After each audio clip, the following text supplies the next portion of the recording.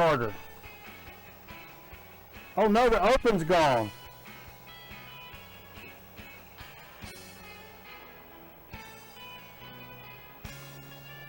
I don't know what to do except for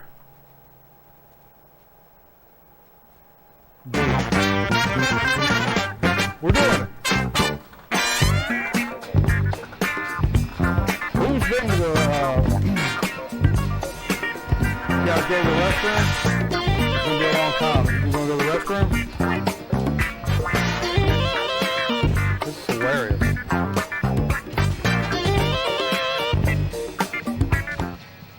Hey everybody, welcome to Grown Man Record Night.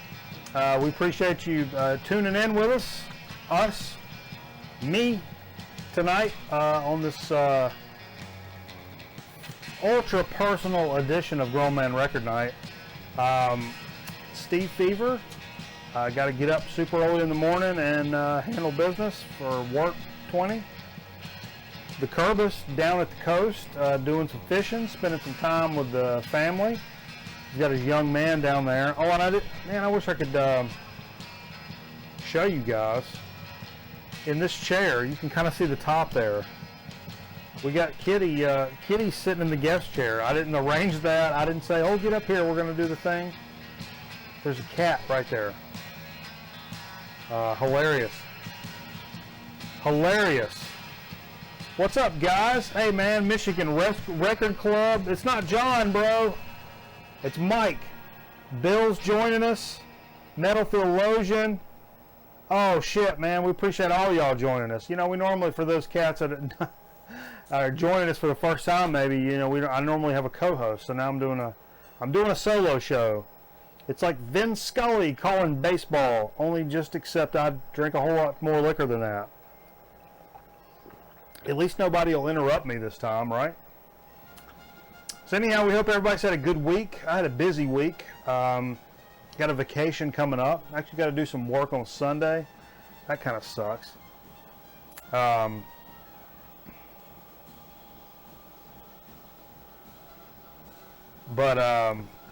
Yeah, man. I'm just checking out everybody that's joining us, man. That's awesome. Awesome. Awesome blossom. So yeah, what the hell's been going on? I'm trying to get to my damn thing. Hey, look, man. You know the other week we talked about we had Carl call in with the do a call in. He called into my he called into my cell phone, and I put him on the air.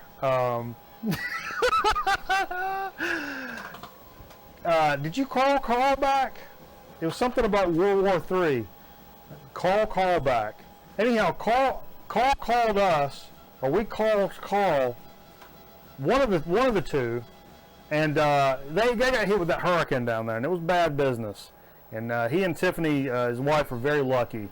And some of the people in his neighborhood were not as lucky.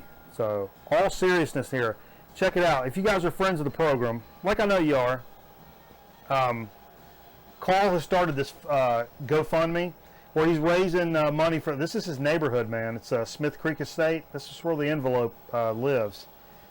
And this is a neighborhood where, man, it's kind of like King of the Hill, man, where like everybody hangs out together. Like on a Saturday night, you got one guy that's like smoking a pork butt, and another guy that's got a bonfire, and another dude got a keg.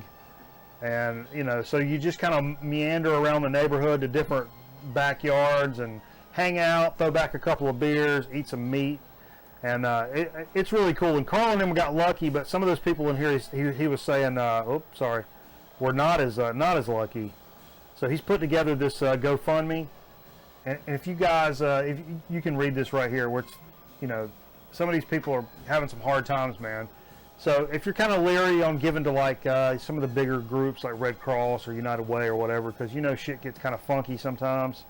If you want to give to like real people that's got some real problems that need some real money to fix some real things, I implore you to look at this link, this Carl's GoFundMe. This is not a joke, man. I'm gonna post a link down in here, and you know, if you guys got a couple of cents floating around, man, instead of buying a $3, $4, $5 record this week, why don't you throw these cats some money down here, and you know, it'll help, you know, maybe get the lights back on, or clean up some water bullshit, or, you know, do the right thing, man. Carl doesn't ask a lot of us. He's asking for some help from the VC, and not for him, man. It's for his neighbors, and that's it can't get any better than that, brother. You know what I'm saying? So anyhow, do us a favor and go over there and check Carl out and donate a little bit of money, man. He'll appreciate it. His neighbors appreciate it. A lot of the neighbors watch the program as well. I know Chick Andrea, she's always watching, and you know, a lot of the neighborhood gets together and listens to a record night, or they did back in the day. So it would be cool if you guys could help them if you could. Anyway, wanted to say, you may just call a little sneak peek there on the a little photo I showed. Brian Eno, some of the killer Brian Eno stuff is being re-released. Pretty stoked about this, because a lot of this stuff is some stuff that I do not have. 4 of the records, yeah, 4 of the big time ambient records are coming out, released on double LPs. It's got an Obi strip. I think they're like half-speed mastered. Discrete music, music for films, music for airports, and on land, which are all of my like seminal Eno records that you should have in your collection, and I don't. Deluxe vinyl editions coming out. I'm looking at the picture here. I should have uploaded that. I'm trying to get a date. These things are like November 16th. So be on the lookout for that. That's going to be legit business, man. I'm pretty stoked about that. Trying to get in here on this chat. Yeah, man. Hey, thanks, man, for the hat. Pikachu. My mom gave me this hat, and you know, it's funny. I got a little tie into my mom later because I didn't buy any records this week, and I knew I was going to be by myself. And so, for Dig of the Week, to kind of tease ahead a little bit, I have a very personal Dig of the Week, and it's something I'm gonna pose a question to you guys that are watching. A very personal question about records and music, and not just records, but music in general. And I'm going to share my story with you guys, and I hope you guys will share your story in the comments, which is down somewhere near my balls. Anyway, I appreciate all you guys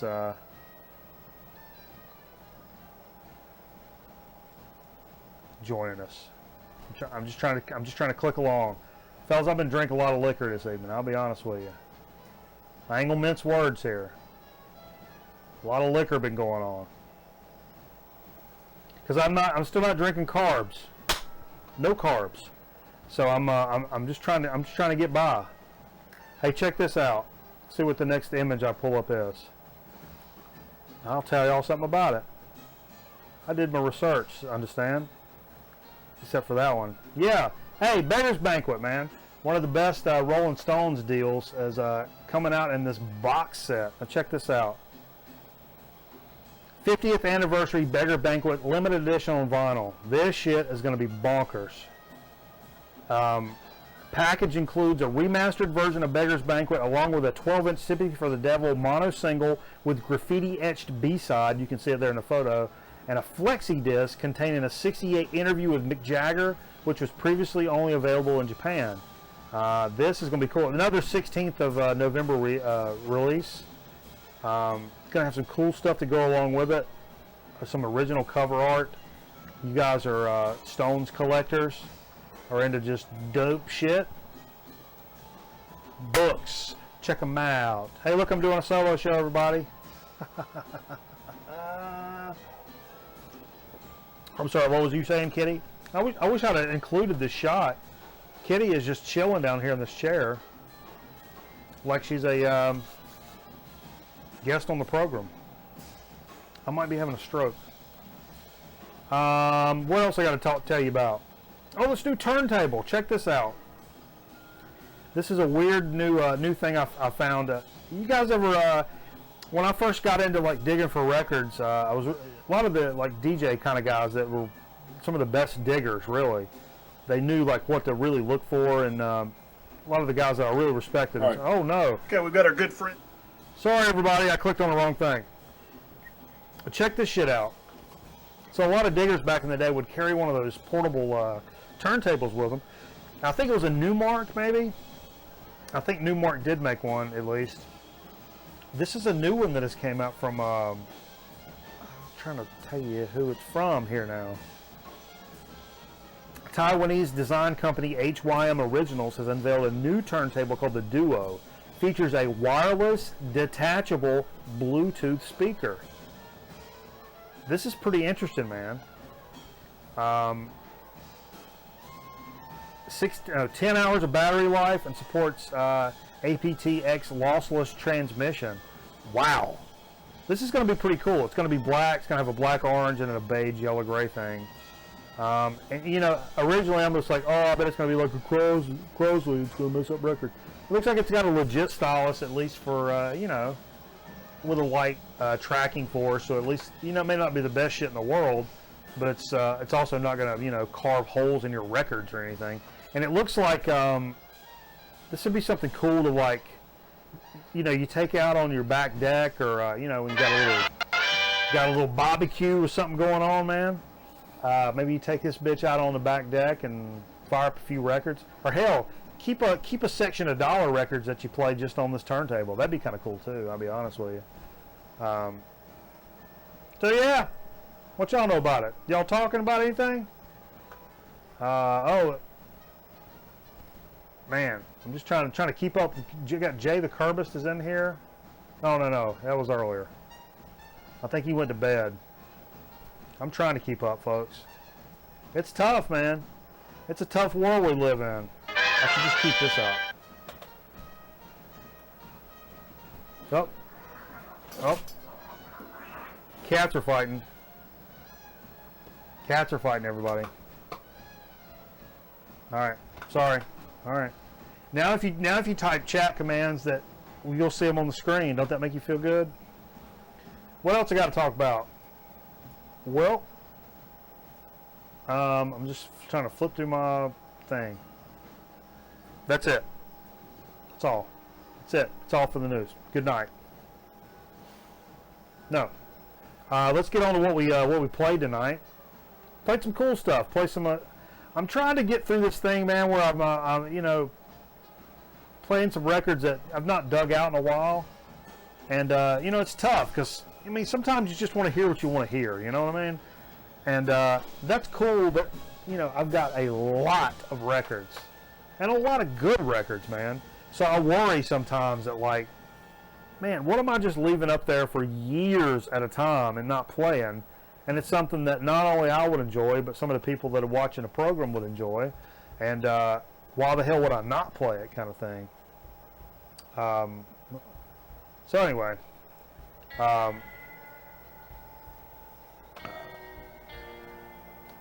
who's in here? Just checking everybody. I'm checking all the mugs in the chat. I'm trying, man. I'm trying. What y'all drinking on tonight?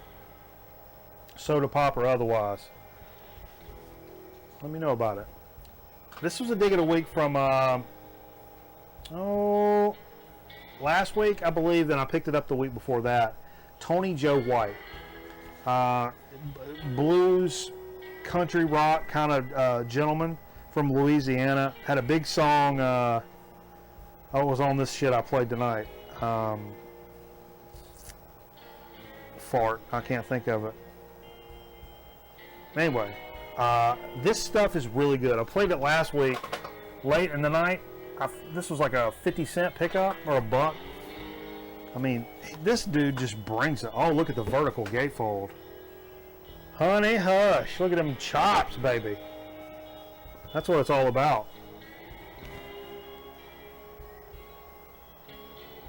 Yeah, that's good stuff, man. I really enjoyed this record. I wasn't really sure what to think. I just knew to pick it up. This is one of those, I know, don't laugh. You might laugh. You're probably already laughing. Cornerstone, Sticks.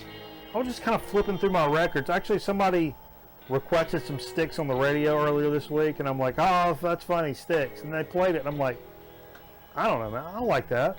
So I'm like, I got some Sticks records. I'm going to put one on. And I'll put it on. I'm like, all right. I mean, you know, I mean, it was sticks.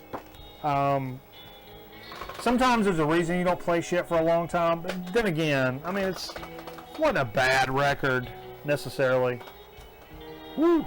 Are you talking about a bad record? Let me tell you something, brother. A bad record is this mug, and I mean in a good way. That's how us hip 80s kids talk. It's so bad, it's good. Cannonball Adderley Quintet in person, featuring Nancy Wilson and Lou Rawls. This came out on Capitol. I can't remember the year. My eyesight's going. It was Dig of the Week last week. Picked this up for 75 cents or a buck or something like that. If you see this, it's incredible. First time I've ever listened to this was tonight. And not only is the Cannonball Adderley, this record actually looks beat up, but when I played it played pretty much fine. Not only is the Cannonball Adderley, Nat Adderley's on this as well, of course. Sounds great, but he brings up Lou Rawls, and when Lou Rawls comes up, he's like, Lou's got something to say, and he's like, I just got back from the hospital. I had me an 8-pound girl. So he literally came from the hospital from having his second, third daughter or something, and performed a show with Cannonball Adderley that night. That's pretty cool. And then Nancy Wilson came up, and he was hashtagging Me Too all over her, talking about her. That was inappropriate at times. This was incredible. That's an incredible find. Really makes me... This is why you keep checking Goodwills and shit, because I picked that up last week. Not 6 years ago. It wasn't back in the day. That was just a couple weeks ago. Banging ass jazz record, man. Keep it going. Keep looking in your thrifts and your Goodwills, man. Another one I kind of like, maybe would have slipped on. Slave, 1977 on Cotillion. A lot more rock record than I thought it would be. It's got that disco vibe. It's got that funk vibe, of course. The soul vibe. But a lot of like rock guitar, a lot of jammy, solo. So it's got that funkadelic element to it, where it's like some musicianship. It's not just disco garbage. This is some actual like jamming rock and roll stuff at times too. Turned 48 years old today. Led Zeppelin 3. I don't remember where I picked this up.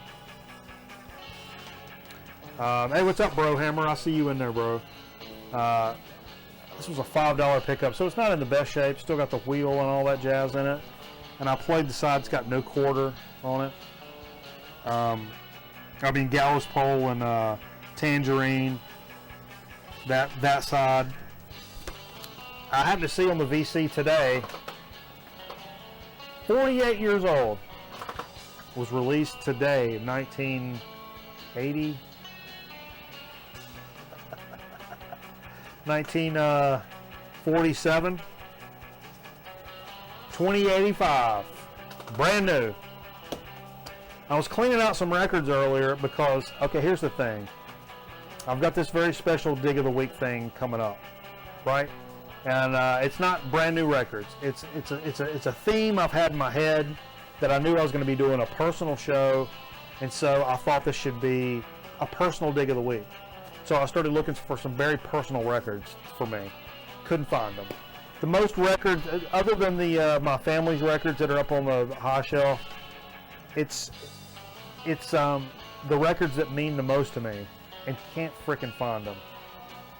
You talking about? I felt stupid. I felt betrayed by the world itself that I couldn't find these records, because I picture them up under something with a bunch of cat piss all over them or something, you know what I mean? And they're really the most important records. I don't know if you guys have stuff like that to you. It's literally the most important pieces of music that I own. And I couldn't find some of them. They weren't where they're supposed to be. I was kind of panicking, to be honest with you. But in the while I'm trying to find them, I'm zipping through some records and shelving and that kind of thing.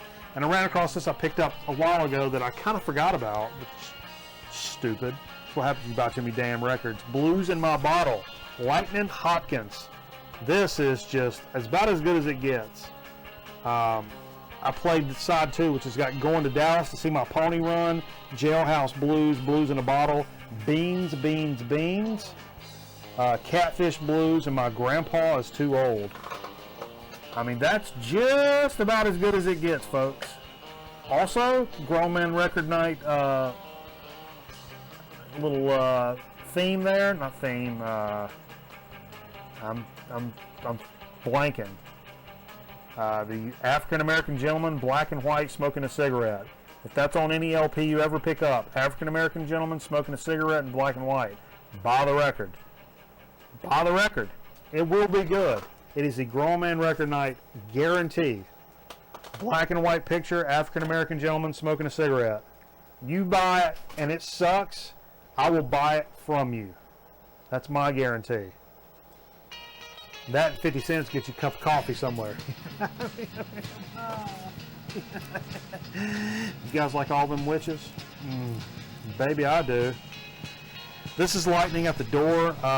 This was one of their first albums. Came out 2010? I can't tell. My eyes are growing, man. I'm telling you what. This is cool, though. This is a killer artwork, killer music. If you notice, it says up there in the corner, it's got a bonus 7-inch in this mug, man.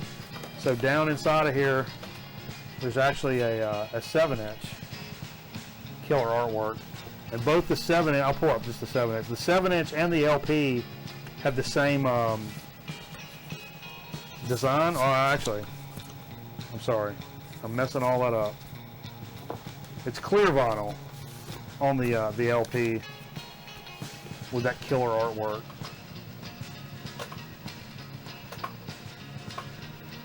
Looks really cool. ATW.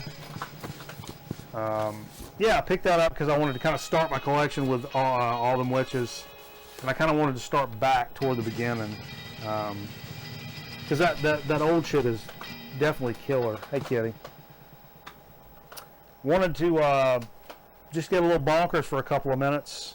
A little Ornette Coleman, Change of the Century. Second or third Ornette. I was just telling my girlfriend, who was over here earlier, and then she took off because it was getting late. But Ornette Coleman is what, that's literally what my brain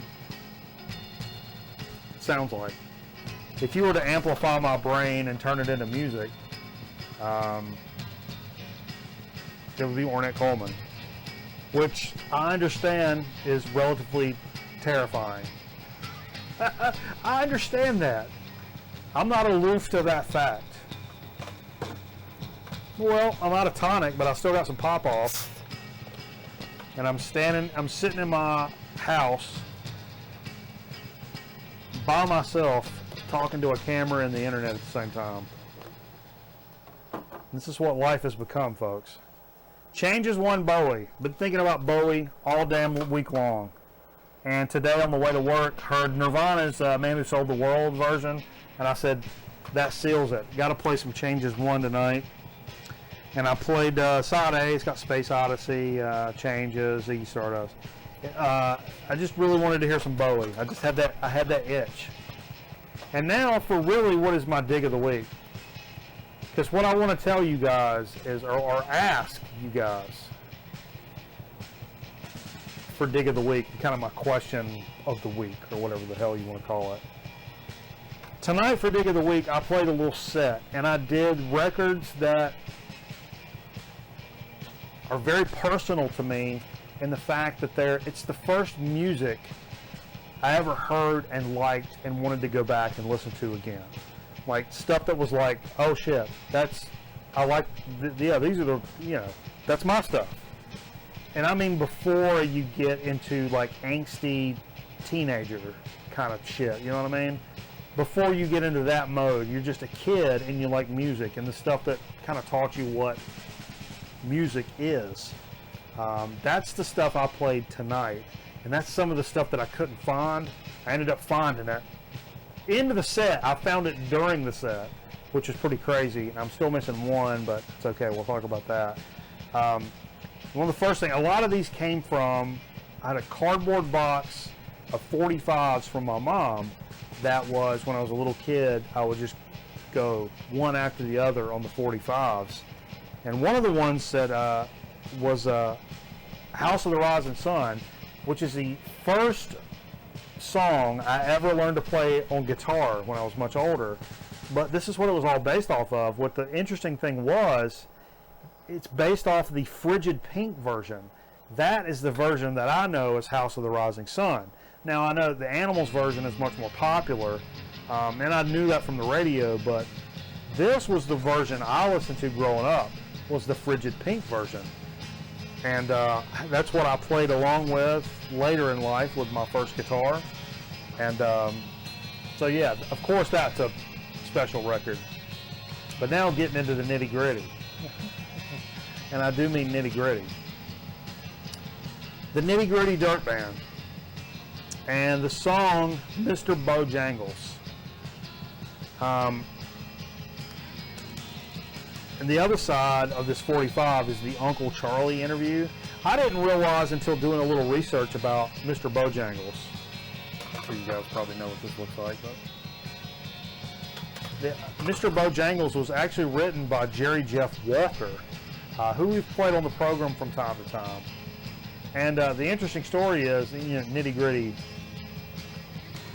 did that, but the story is Jerry Jeff Walker was doing a little time in a New Orleans jail, and was locked up with this street performer from New Orleans, and he was telling all these stories and stuff, and the stories were starting to center around the fact that he had this dog that he performed with, or was, you know, and he died.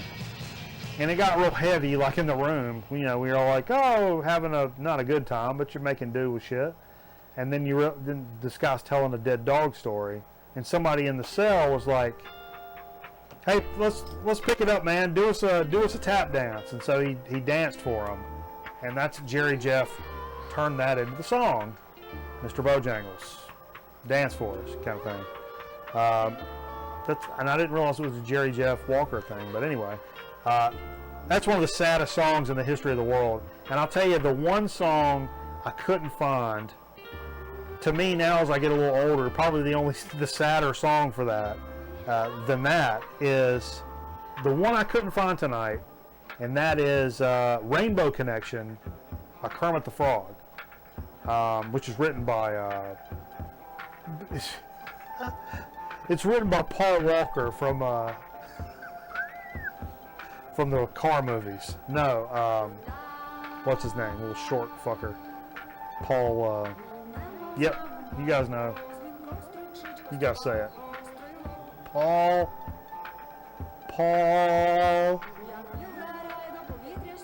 Williams, son of a bitch. Thank you, Bill.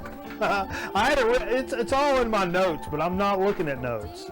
I write notes down so I don't have to do that. But anyway, you want to make Mikey Bananas cry, play Rainbow Connection by Kermit. And Dead Wax does an awesome Kermit voice. Don't make me cry, bro. Don't make me cry.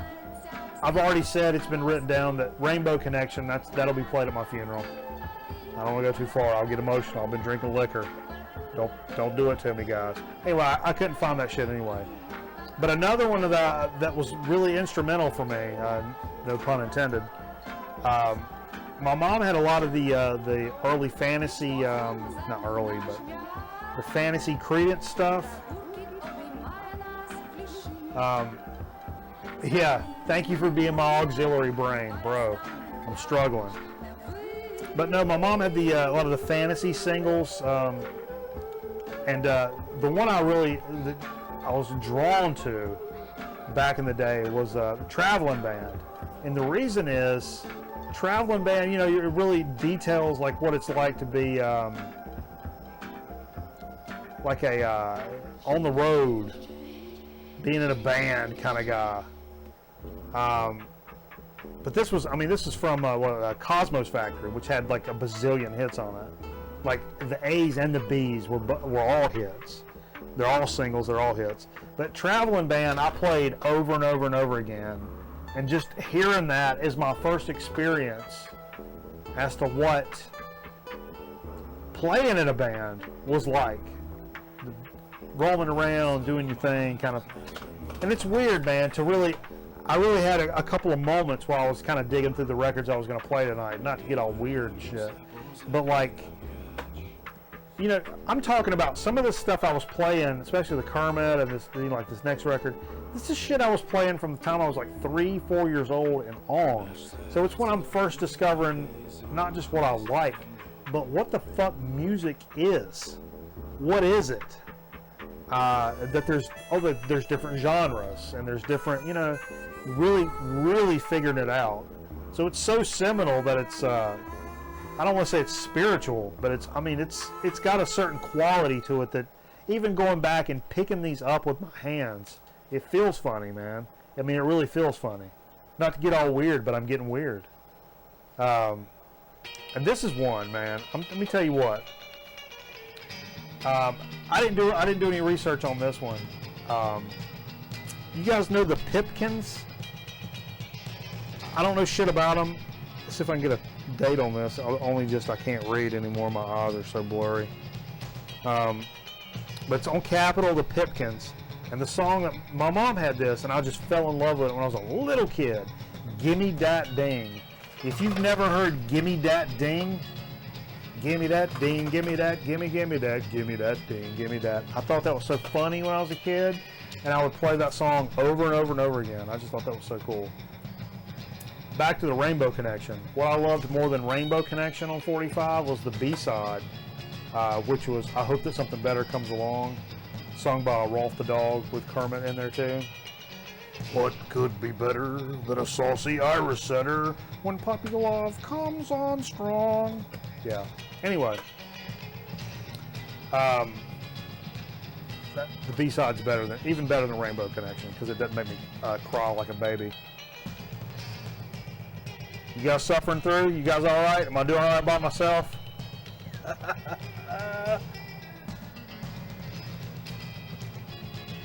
I just remembered I didn't mix that liquor with anything. That's just liquor. It's all right. That's all right, brother. Live how you want to live. Oh, that burned my throat about it. Give me that ding. Isn't that a cool song, man? I'm going to vape to it. It's so cool.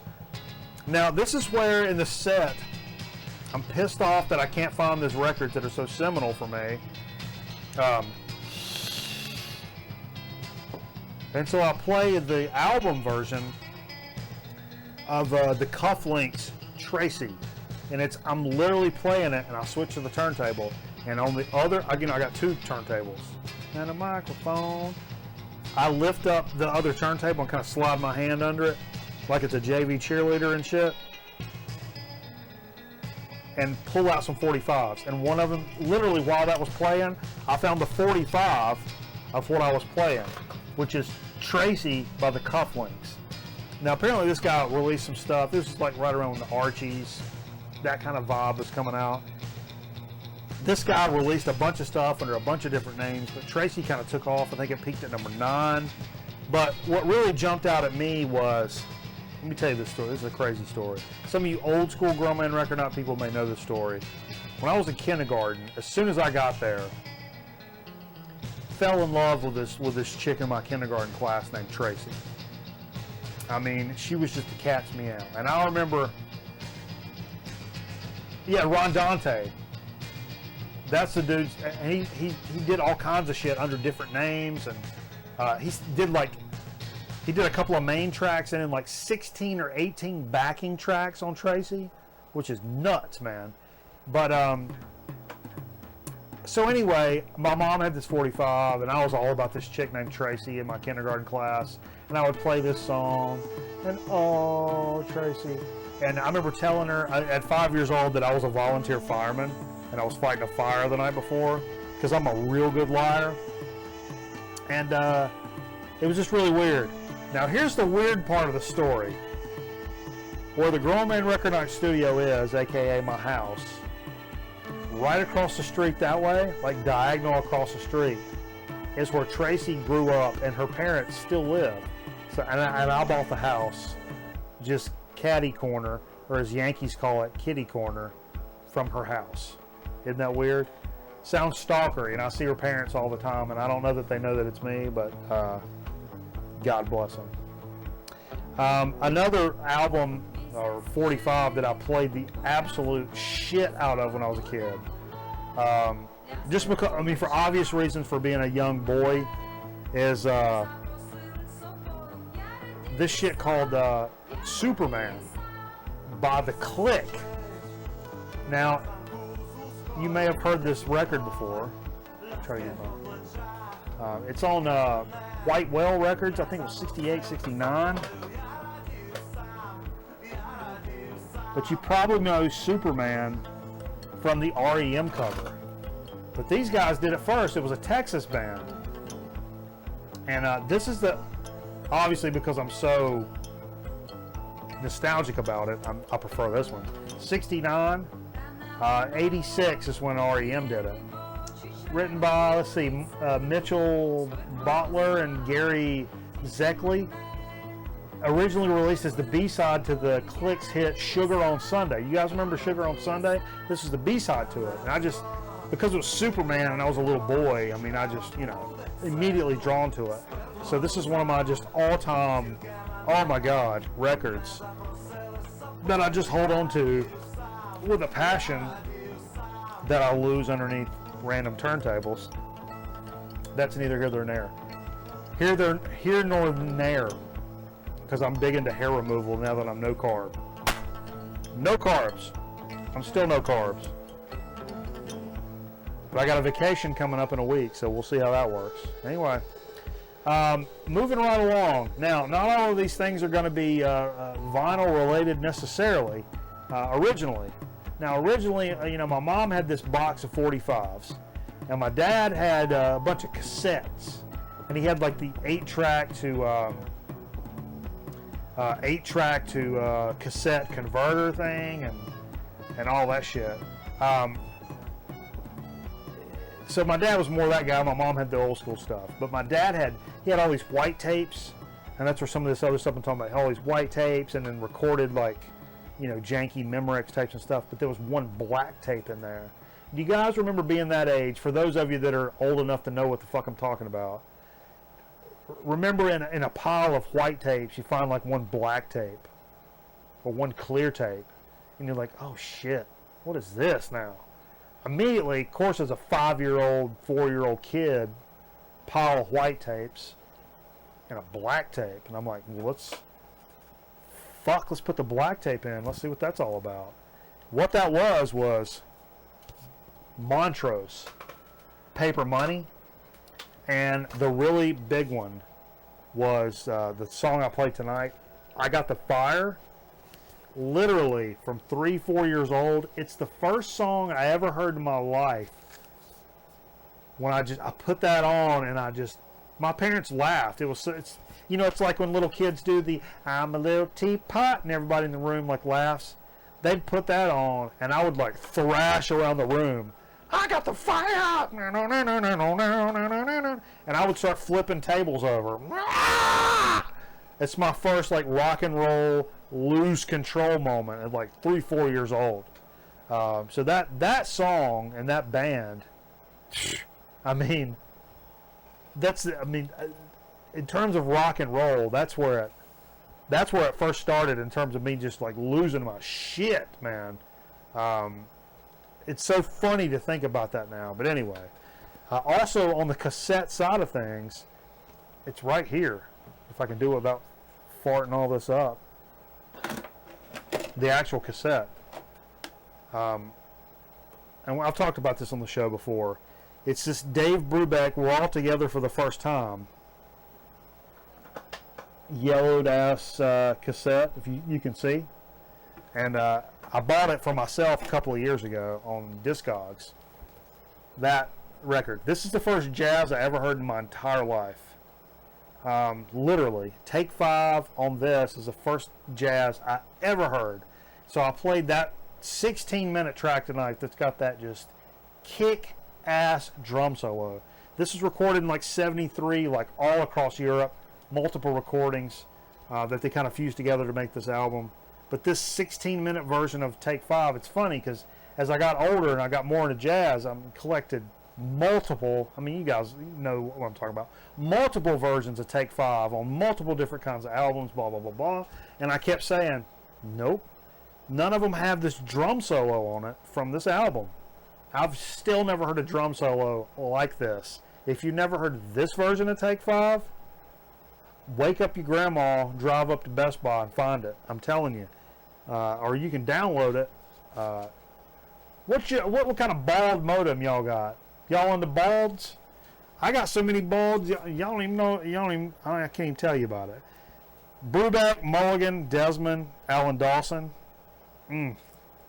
Incredible stuff, man.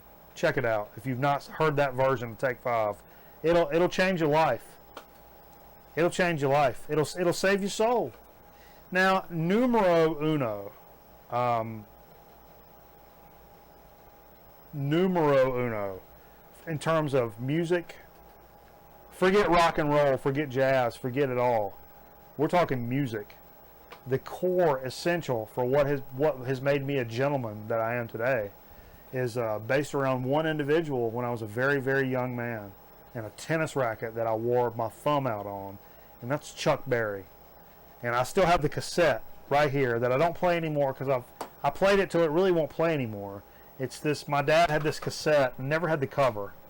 It's called the best of Chuck Berry. That's right. The best of Chuck Berry. Now, I think I've got a cover picture here.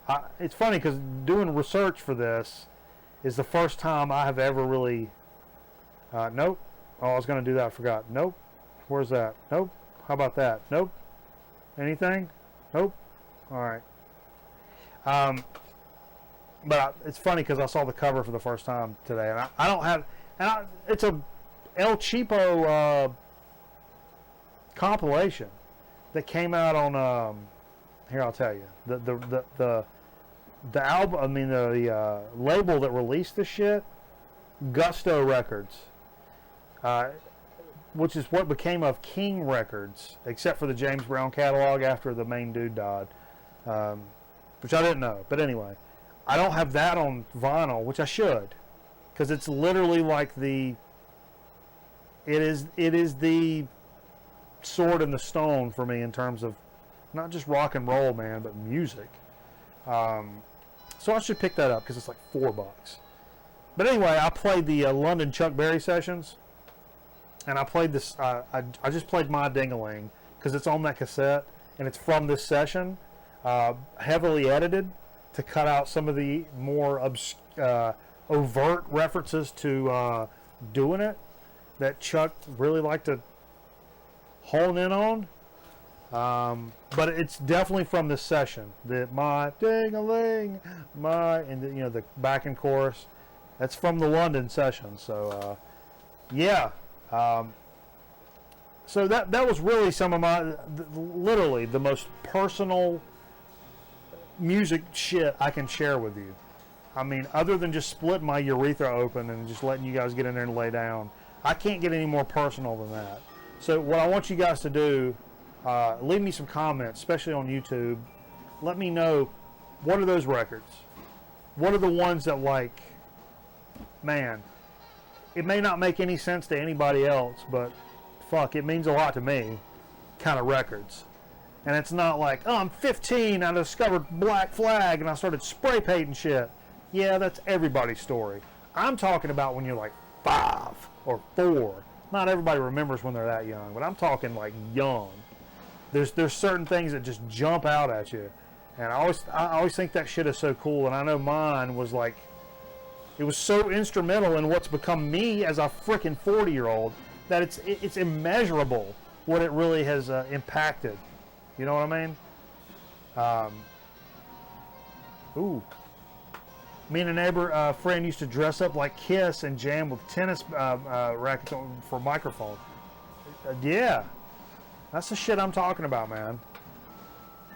It's funny because when I realized I was going to be doing a solo show tonight, I'm like, well, if I'm doing a solo show, I'm going to do a personal show. You know what I mean? And when I do a personal show, I'm gonna talk about well, I'm gonna talk about buttholes first of all. I'll be honest with you guys. So I'll tell you what we're gonna do. We're gonna take us a quick break and come back with a soda speak and chips. Oh shit! I gotta pick a chip over here. Take a quick break. Come back with a soda speak and chip chat here on Grown Man Record Night. We'll be back momentarily. As soon as I can get over to the thing. I'm doing everything myself, so everybody's got to bear with me. Roar, bear with. Fresh potatoes. But they're not potato chips until you slice them. You can slice them thin, or you can slice them thick. New O'Grady's potato chips are sliced thick, because thicker means more real potato taste in each chip, with a deeper cut for a serious crunch. Look, if you want the taste of more real potato, you want a thicker potato chip.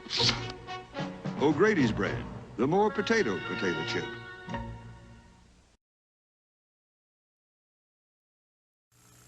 They're here.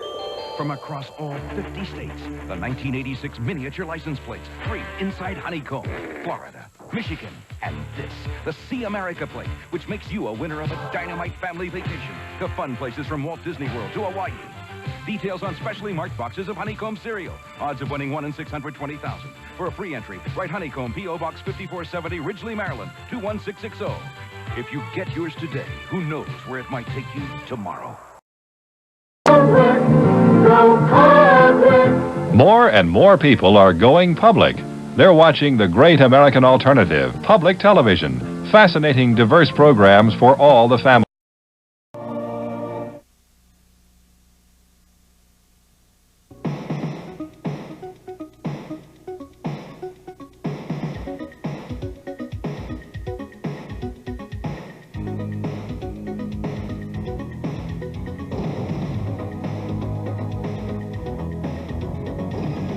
This is the X Television Network.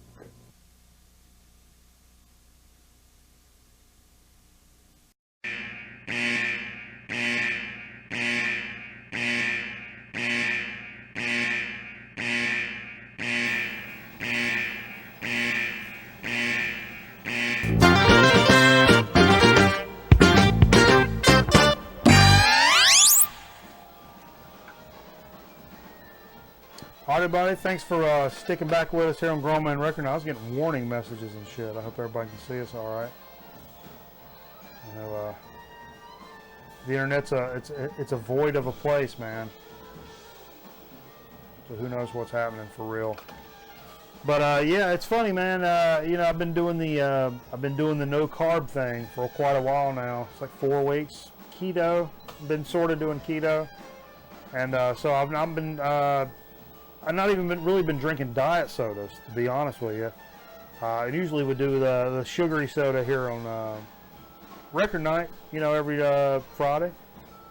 But I've really not even really wanted to do that shit because I didn't want it to pull me out of ketosis, which is like really eating away at the fat on my belly, and I can feel it. It's eating like a bunch of tapeworms. It's awesome.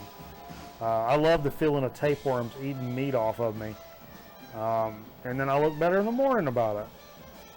So anyway, so I struggle with things to do, so to speak, and you know, we've done some stuff, you know, take a pull of some stuff here recently, and it's been good. But here's something I ran across tonight that I'm really interested to try. We've tried one version of this maybe in the past, but it's something the girlfriend had asked me about earlier the week, and it really stuck in my brain. It's this Zevia soda, which has stevia instead of sugar or artificial sweetener. Still has 0 carbs. I know I've found it some of the higher end. I think pretty much any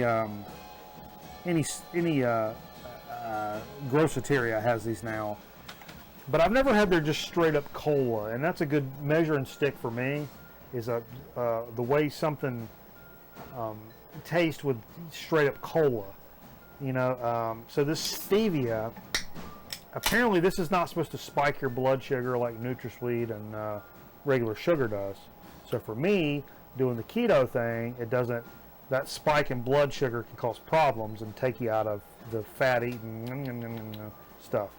I know. I'm starting to talk like one of those like man bun, vaping, yoga, keto weirdos, and it bothers me. But then again, I don't know. I like bothering people too, so.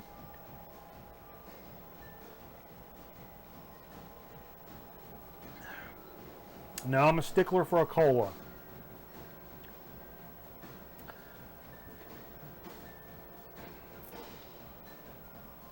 Does it taste like as good as a Kraft? Because these are expensive. Does it taste as good as a Kraft cola? No.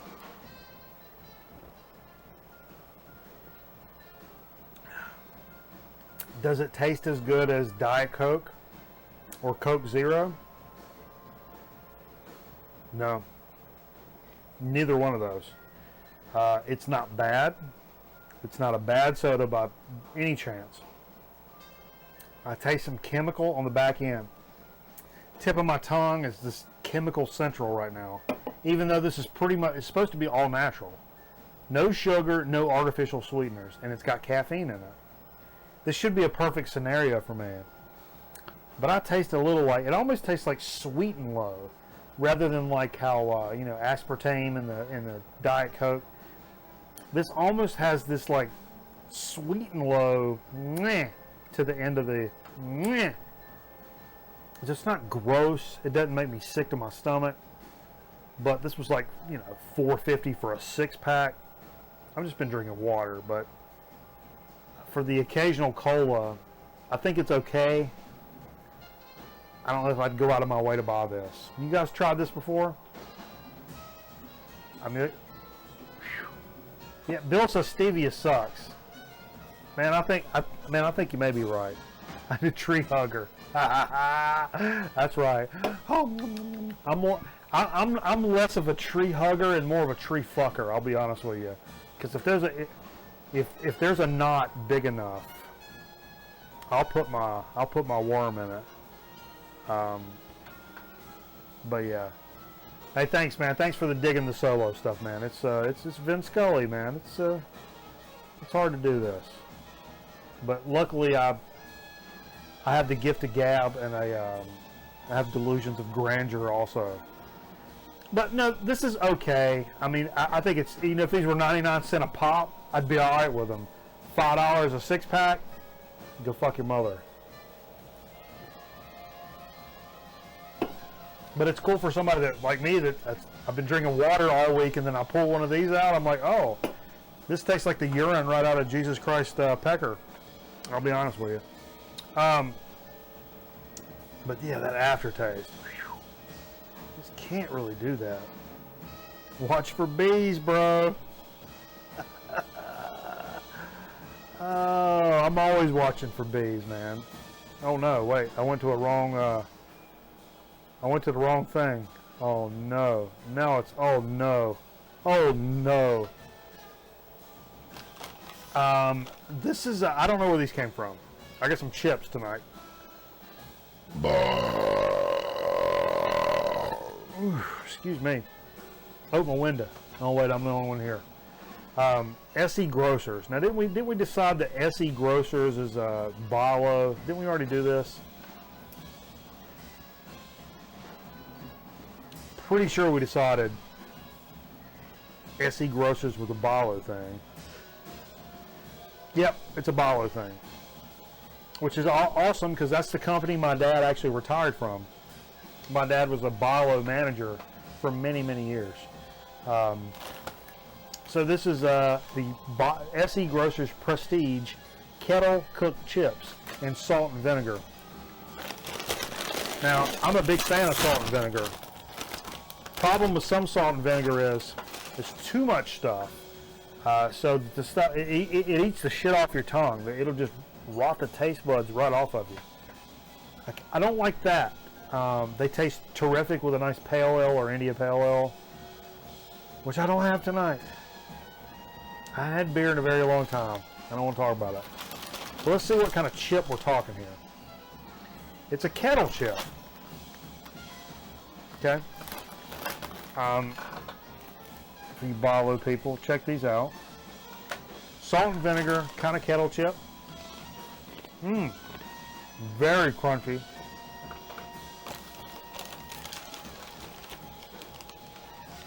I have to say that I've not said this before. Here's oh, that's a big one. I mean, this is that's a thick chip. It's thick, very nice potato crunch, and I will say I taste way more vinegar then I do salt, which is unheard of. Normally salt and vinegar are so salty. That's what's eating the taste buds off of your tongue. It's not the vinegar. Super crunchy. Thick kettle chips. Lots of vinegar. Minimal salt. Maybe some of my favorite salt and vinegar chips. I don't know, I've been drinking liquor for 4 or 5 hours, but still, that's a terrific chip. I think the thin salt and vinegars have so much junk on them, and you're eating them, next thing you know, you're just like, I can't feel my mouth. I can't feel out about my mouth. You know what I mean? Y'all know what I'm talking about. I'm just whistling Dixie over here. I can whistle Dixie if y'all want me to, but I don't think I want to. I'm gonna get one more of that as I'm closing this down. Hey, as we're closing this out, folks, seriously, on a note of seriousness, I'm gonna reiterate, if you're gonna go spend a couple of dollars on some records this week,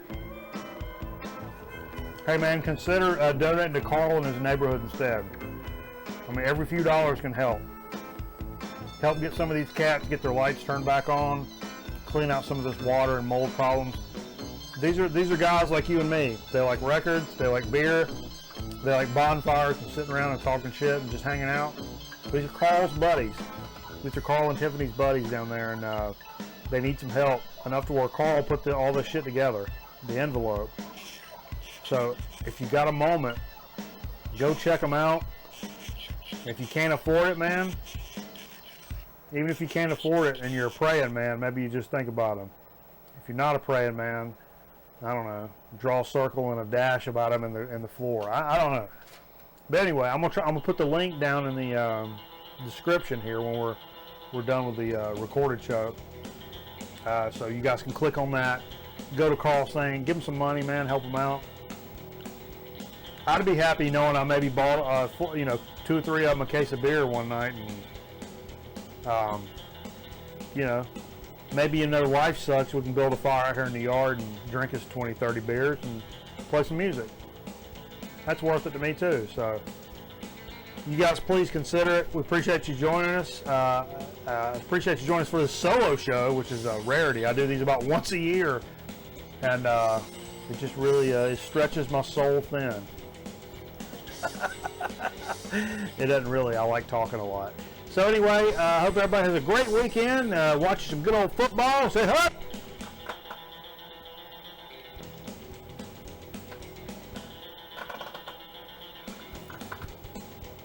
And we'll see you next week on an all-new Grown Man Record Night. And what image am I going to use for this one? Oh, I like that one. It's got the nudie picture in it. All right, we'll see y'all next week. God bless.